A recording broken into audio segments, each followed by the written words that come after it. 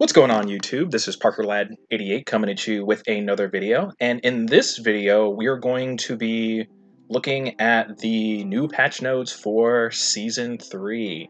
So I have not read anything, I have no expectations, so let's go ahead and peel back the layers and see what kind of cool stuff that we can find out. Okay, so let's check out the patch notes. Now, I want to say I'm obviously not an expert or anything. I'm just going to be kind of trying to figure out like what some of this stuff might possibly mean. If there are actually any balance changes for characters, assorted things like that. I've already got Power Rangers ready to go on my PlayStation, like it's downloading and stuff as we speak. I already bought the season pass, so those will be a whole bunch of videos for you guys coming up. Breakdown videos, what changed videos, so all stuff that you guys can look forward to from me. Alright, so let's start off bug fixes. Alright, here's one of the big things, the Megazord gauge. A new Megazord gauge has been added. Activation condition. Megazord meters accrued through receiving damage. Amount gains based on the percentage of your team's total health pool. Successful swap strikes produce 1 bar of enemy Megazord meter. Ooh, okay, that's interesting. So it's like, in addition to taking care of whatever characters you think are problems, it's like now you have to kind of manage both your meter and you have to manage the opponent's Megazord meter. So it kind of creates this dynamic of, do you want to use your meter to like kill a character, or do you want to like keep your opponent's Megazord gauge low, and then as a result of, and then you also can get incoming, so it just makes swap strikes better. So I mean, that's cool. Let's see, swap strike KOs an enemy, or the enemy has 1 character remaining. Enemy Megazord meter is not affected. Essentially, you have to successfully swap it out. Okay, that's definitely fair. That is definitely fair. Otherwise, that would just be crazy. Because, like, for instance, Mastodon Sentry, I've seen people do combos with Mastodon Sentry where they can do, like, multiple swap strikes in a combo on, like, one character. It's the last character, so that's counterplay. Yep. New Megazord Ultra depletes your entire Megazord meter during scaling, yada yada yada yada. Megazord is automatically more than once in a match, so that's definitely going to change up how combos work. It's like it's actually going to remind me a lot of how Marvel 3 was played more towards the end of its life, where people were really quick to like pop their level 1 X Factor on a character who they thought was a problem. But it seems to me like, you know, under the right conditions, you can do that multiple times, where it's like, okay, you've taken enough damage, you have like 2 meters or something like that of your Megazord meter, you pop the Megazord meter, deal with the problem character, and then maybe by time like you reach the 3rd character or something like that, you've taken enough damage to, you know, pop the Megazord again for like a shorter period of time, but it'll help you guarantee those kills. So that's pretty neat. That's pretty neat. All right, Megazord Counter. This is what you guys all wanted. This was the burst mechanic, or the whatever the heck. Okay, let's see. Megazord can now be summoned as a counter attack as a secondary option with the new Megazord meter to perform hit forward, assist 1, and assist 2 during block stun, similar to a push block with at least 1 bar of Megazord meter. That's pretty cool. Let's see. Megazord counter attack causes an uncomboable wall bounce that deals damage but cannot KO. Megazord counter attacks are unavailable while your own Megazord Ultra is active. However, they are available during your opponent's Megazord Ultra. So I really like how they're making the Megazords more involved in the combat. You know, I mean, yeah, you don't actually get to fight with the giant robots, right? But it's like they're more involved in the combat now, where it's like you can summon them more often, you can use them to help, you know, get pressure away from you, because it's like now, and this is probably for like higher level play, when, you know, you actually really start getting used to like incorporating your assist, and, you know, you have to deal with lots of overwhelming pressure, right? I'll be very interested to see how this actually works out in the game, but basically you're getting all this pressure, and let's say your opponent has Megazord active, right? And they're pressuring you with Megazord, and they're pressuring you with stuff. You can just be like, Megazord Ultra, go away, and you know, knocks them away and stuff like that. So more options to kind of you know, circumvent the hyper-aggressive nature that a lot of tag style fighters can get into. So there you go. There's your guys' burst mechanic. You asked for it and you got it. Sort of, kind of. I'm actually glad it's not a traditional burst mechanic because, I mean, yeah, it sucks being comboed, especially in a game where, you know, the jungle combos can be pretty extensive, but it's like on the part of the person who's on offense, you know, they had to put in the effort to, you know, they had to put in the effort to get that hit, and it kind of sucks just to be like, oh, here's all the effort that you put into getting the hit, okay, man, go and do it again, or whatever, just to, you know, try and throw your opponent a bone that way. But using this as another means of like a push block, I think that's a smart idea. I'll be very interested to see how that actually works out in the game. Megazord rebalancing. So Megazord attacks during Megazord Counter have been improved, raising the power levels across the board. Should feel effectively is yeah. So far, a lot of the stuff does seem very similar to what I was reading in the rumored patch notes, and one of those things was Goldar. Goldar, I think, was, you know, probably the best of the Megazords in terms of just utility. Like, he had good moves to open you up between the staggered sword stabs, which also OTG to extend combos. You know, Trini Cheese with Goldar. You know, he had the overhead, which you can combo with lows to like try and open up your opponent, which was technically supposed to be more of like what the Dragon Zord was supposed to be about. The Dragon Zord was supposed to be more about opening you up. Goldar was supposed to be more about like combo ability, or at least that's what I read like in the wiki and stuff like that. These intentions. Dino Megazord was kind of supposed to be the nice all-rounder, but it's just like, you know, Mega Goldar just kind of had all those things together. It had the combo ability, it had the well-roundedness of Dino Megazord, it had the open-up ability of like the overhead and the staggered sword stabs and everything. So it's just like, why do you really need to use anything else unless you just want to use the other Megazords just for fun? So I think it's cool that they're, you know, taking steps to make the other Megazords a little bit more viable. Only time will tell how much better Goldar will be than the other Megazords, you know, as the other Megazords, you know, kind of come on the come up. But yeah, interesting. So Dino Megazord, so the clear out, I'm guessing that's like the sword swipe, I believe. For sure, you got to pull enemies in instead of dragging enemies away. That's smart. That's a good change. Ultra Power Sword just to juggle hit reactions to improve utility and combo ability. That's cool. So what, maybe 3 hit sparks as opposed to 2 hit sparks. Goldia Fist, slightly increase the recovery time. So I wonder if this means you won't be able to do like Trini Cheese as much, where you just go Goldar Fist, beam, Goldar Assist, beam. Yeah, so I wonder. I mean, she'll still probably get cheese. It's just she'll probably have to do like more hits or something. I'll be very interested to see like how slight that increase is. But I'm guessing that might be one of those things that it could possibly tackle. All right, Dragon Zord. I do enjoy me some Dragon Zord on the new team I'm working with, my Zeal Gold team. Let's see, Tail Drill. Decrease the startup and recovery time, improve combo ability, imbalancer, decrease startup time, increase following damage proration. So that means that the combos, I guess, will scale more, but it starts sooner. In that regard, I think they should probably leave it the way that it is. I would rather have it have an increased startup time, because the whole idea is that it is unblockable. So to give your opponent time to realize, okay, this is taking a little bit longer than the other Megazord things to come in. So maybe once I actually get used to playing against a Dragon Zord, I can realize that it is an unblockable, and then adjust accordingly. And then Tail Slam, decrease start time, recovery time. Okay, that's cool. Let me make sure we're still going here. Yes. Okay. All right. SPD Megazord. SPD Emergency. All right. Delta Arrest. Against grounded enemies, inflicts stagger, hitting reaction. On successful hit against airborne enemies, inflicts spinning knockdown, improves combo ability. I'm guessing that's the weird handcuffy looking thing. Delta Taser. Delta Sword Taser. Decreased overall damage to increase recovery time. I don't know how good that was. Anyway, so okay, well, cool. So that stuff pretty much matched up. All right, universal adjustments. When blocked, EX attacks no longer cancelable in the Ultra into Megazord Ultra. That's fair. It's fair.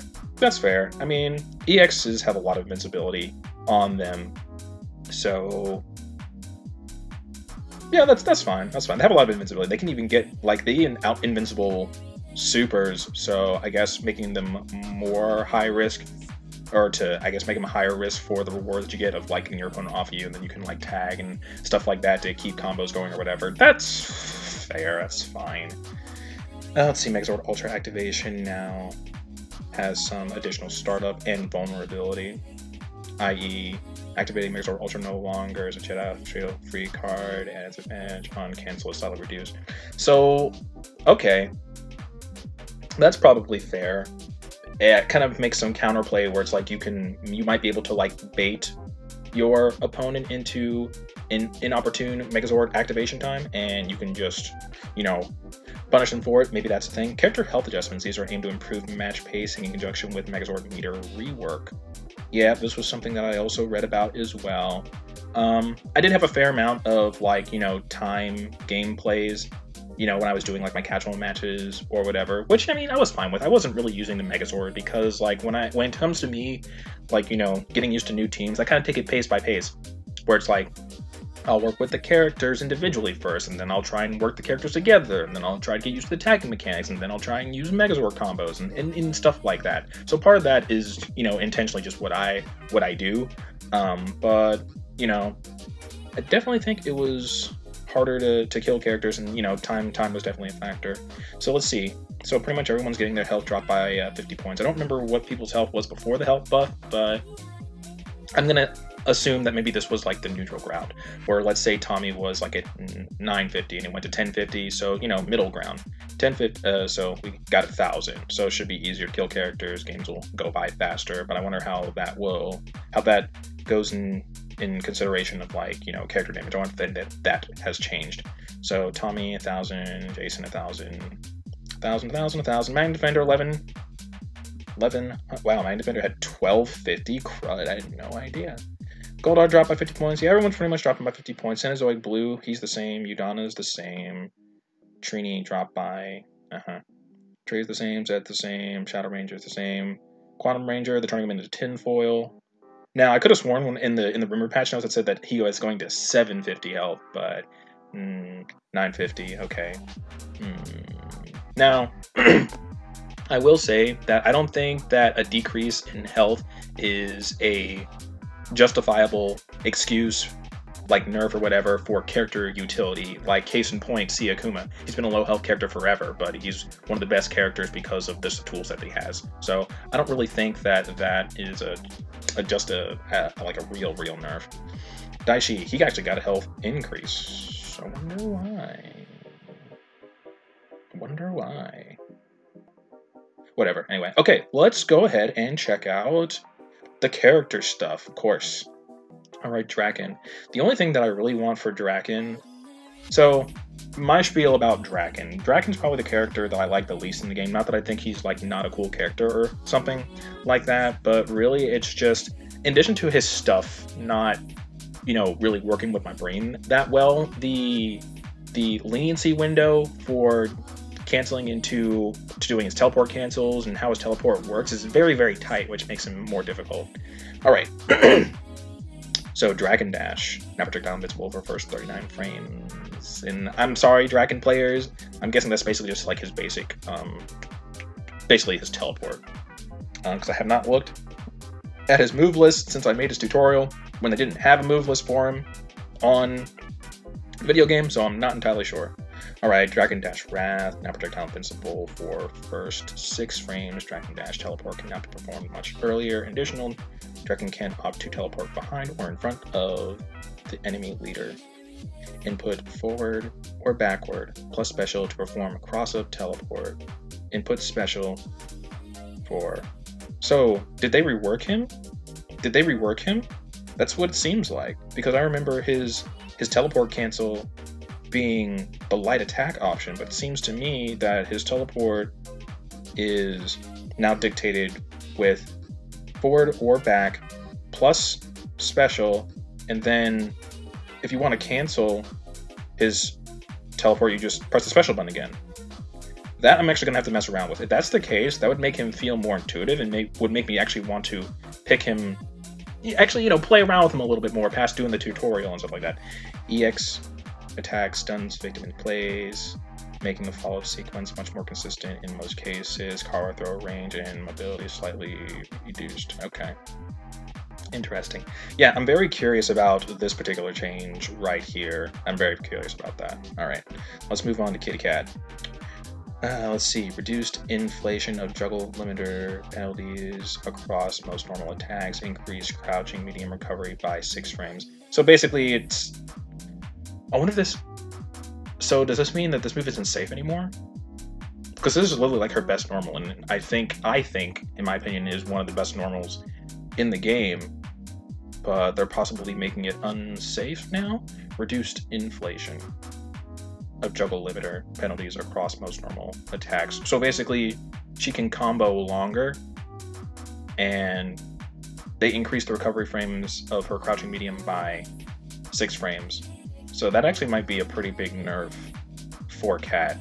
A combo that I'll usually see, that I've seen some people do, like in watching tourneys, is they'll do standing, like in the corner, standing medium, crouching medium, standing medium, crouching medium, standing medium, crouching medium. So I'm guessing that that has something to do with that. But if across the board they just nerfed it, like, you know, if you're trying to fish for it or whatever, that is, that might actually be a pretty big nerf, because you can't actually like fish with it as much. It's like you always have to cancel it into something, whether it be like Cat Scratch Claws or her backflip or something like that. Okay. Mastodon Sentry, reduce juggle limiter inflation penalties across most normal attacks. Okay. Increase forward and backdash startup by 2 frames. So basically he's a little bit slower. Crouching heavy projectile speed and damage increased. Okay. That's neat. Crouching heavy startup decrease. Crouching heavy. Okay. So I guess that makes it more consistent in combos, making crouching medium into crouching heavy much more reliable at long range. Okay. Landmine recovery reduced by 3 frames. Interesting. Clearly that's a good thing. I just don't really know what all the implications are. I'm guessing, I know that maybe that makes his bomb loops more consistent in the corner. I imagine that'd be one thing. But in terms of it be like, and I think that'd be better for his neutral, of course, because it's just, you know, it would make him less punishable. Like if you chuck him on, they try and jump in. Who knows? Maybe you'll be able to block. Maybe it just means you can put more projectile on the screen. Not entirely sure, but you know, a reduction of recovery always is a good thing in my opinion. Let's see, standing light 3, so I'm guessing that's the third hit of his light auto combo cannot be canceled in special attacks. That's cool. Normalizing its cancel rules with the standing medium 2 and standing heavy 3. Okay. So basically that's the second hit of his medium auto combo and the third hit of his heavy auto combo. So now the third hit of his light auto combo. Okay, cool. All right. Let's move on to Cenozoic Blue. Cenozoic Blue. Reduce struggle limit inflation penalties across normal attacks. Okay, Cenobolt damage reduced, but can now be used as an instant OTG attack. So when I was reading like the rumored patch notes, this actually got me a little bit excited, because I just wanted them to give Cenozoic Blue like some more stuff. So this is actually going to be like a good OTG attack for him. I'm very interested to see how that actually plays out in the game. Normal attacks now properly advance Cenozoic Blue forward. Yes, this is truthfully the only thing that I really wanted for Cenozoic Blue. Move him forward when he does his attacks to make his attacks more consistently combo. He's probably one of the few characters who I've taken some time to play around with, where he has to actually combo into his launcher to get his combos started, and it was just very inconsistent. Well, not very inconsistent, but it was inconsistent that you'd actually get the launcher to connect after doing like a standing heavy, because he doesn't advance himself forward to make the combo consistent. But now he does, so that is awesome. That is awesome. I'm excited about that. I like that. Forward throw, increased follow-up damage proration to balance new comboing routes with OTG Cenobolt. So OTG Cenobolt, he moves forwards, makes his combos more consistent. I'm very excited to see where these things go. All right, card throw range among the level reduced. Okay, neat. That is cool. All right, Dragon Armor Cheering. Yellow is the color of cheese. Mega Beam Leader, advantage on hit reduced slightly. Okay, hitbox height reduced slightly, so I guess maybe it had some slight anti-air properties and now it doesn't anymore. Now it properly more scrapes across the ground. Juggle properties are now more consistent. All right. Mega Beam Assist startup increased significantly, making it less obnoxious in the neutral game. That's kind of fair. Mega Beam Assist fixed an issue with DAT auto-correcting her face direction. Okay. Dragon Pound, minimum height restriction removed. So you can basically do it really close to the ground, and I'm guessing that's her air special, maybe? Dragon Pound. Initial 20 frames are now projectile invincible. Dragon Pound, what the heck is that? I'm guessing it's her air special. Correct me if I'm wrong. I'm sure I'm probably wrong on that. Dragon Pound now inherits DAT's jumping momentum, allows for forward and retreating mobility depending on the jump it's canceled from. Okay, yeah. So yeah, basically it's her air special. So it carries momentum now. Okay, cool. Dragon Pound now inflicts a reverse launch state, improving its utility and compatibility. All right, cool. Okay, well, doesn't seem like anything. So it seems like she got a fair nerf to her Mega Beam. They increased some. I guess, increased some consistency with juggle properties, but they made it less obnoxious in the neutral, so it has more recovery, less advantage on hit, reduced height. So they nerfed the Mega Beam a little bit, and they buffed Dragon Pound. That's cool. You know, good for her. Krugs. Shadow Ranger. Dog. Let's see. Crouching Light now properly moves Anubis's position forward, allowing for much more effective card throws. Okay. EX attack stuns victim in place, making follow sequence more consistent in most cases. Okay, that's neat. Okay, so no changes for Shadow Ranger. All right, Virgil Ranger, the ultimate culprit.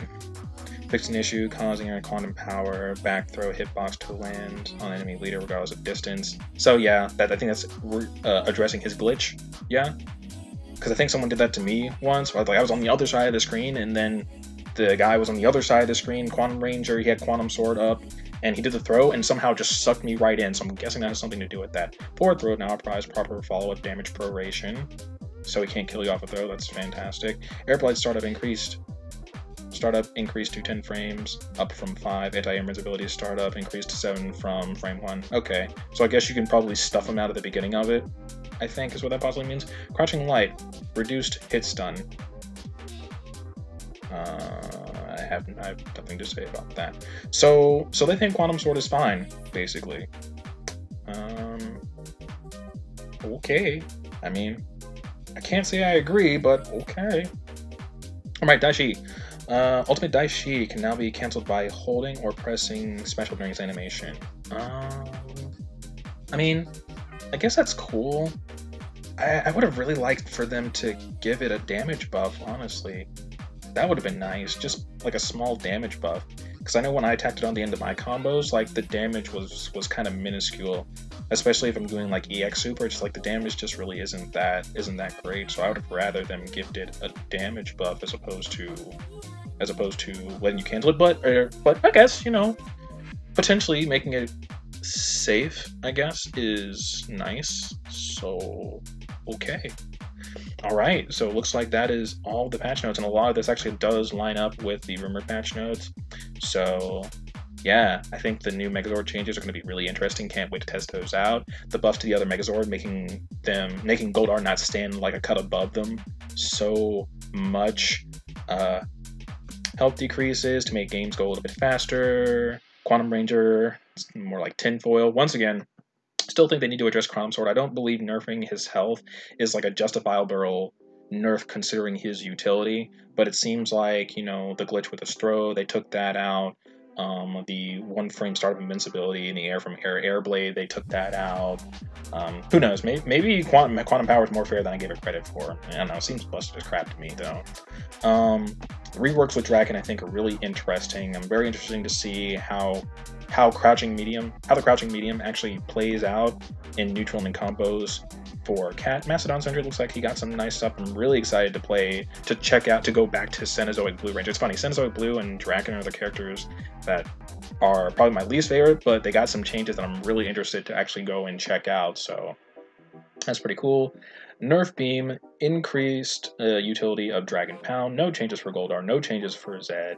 A little bit more consistency for Shadow Ranger's EX in combos. Other than that, he's largely unchanged, which is really good news for him. Eric, they fixed his glitch. Air Blade isn't dumb, as dumb in the air, and Daishi did not get the damage buff I hope he would have gotten in his super, but you can cancel it. I'm hoping that it's safe, otherwise, what's the point? Alright, so that's it. That's the patches. So, guys, what do you think about these changes? How do you think that this will affect character viability? One thing I will say that I do love about Power Rangers is that I do think that every character is viable, but you kind of just have to build teams like to compensate for certain character weaknesses.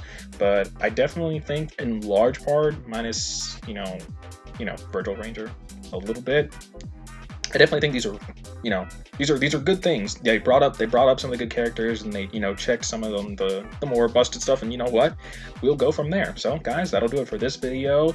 Stay tuned, and we will check out we'll actually check out the patch once it downloads to my PlayStation, and once I actually get back from work, because I have a new job. Now, it's not the job that, I wanted in Florida to make my big move, but it's kind of like a temporary job. But either way, it causes me to be up really early in the morning, at 3 in the morning, and then I work till 11. So when I get a chance, we will jump on some Power Rangers. We will check out the new stuff. We will check out RJ and, all the new changes. And yeah, so anyway, that'll do it for this video, guys. Let me know what you think, and I'll be back at you later with future videos. This is Parkerlad, and I will see you guys next time.